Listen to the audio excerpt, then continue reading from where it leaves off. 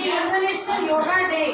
ఇది ఎందుకు సెలబ్రేట్ చేసుకుంటున్నామంటే every person in the world yoga అనేది మెయిన్ అన్నమాట వాళ్ళకి. ఎందుకంటే yoga is the full pranayama, meditation and physical postures.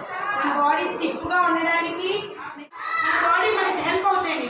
మన బాడీ ఎప్పుడు మనకి హెల్ప్ అవుతుందంటే మనం హెల్తీగా ఉన్నప్పుడు. సో హెల్తీగా ఉండాలంటే కంపల్సరీ మనం యోగా అండ్ మెడిటేషన్ అనేది కంపల్సరీ చేస్తూనే ఉండాలి డైలీ. సో ఇది ఒక ఫిజికల్ ఎక్సర్సైజ్ మాత్రమే కాదమ్మా. ఫిజికల్ ఎక్సర్సైజ్ అంటే మన బాడీలోనే కాదు, మన మైండ్తో కూడా ఆలోచించి చేయగలగాలి.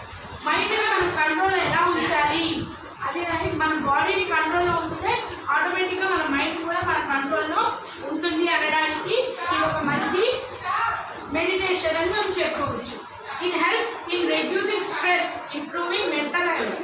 చాలామంది స్ట్రెస్లో ఉన్నప్పుడు ఏం చేస్తారంటే కంట్రోల్, మన కోపాన్ని కానీ మన స్ట్రెస్ని కానీ మనం కంట్రోల్ చేయాలనుకో మనం కౌంటింగ్స్ చేస్తాం కదా, సేమ్ అలాగే ఇదేంటంటే నేను కోపంగా ఉన్న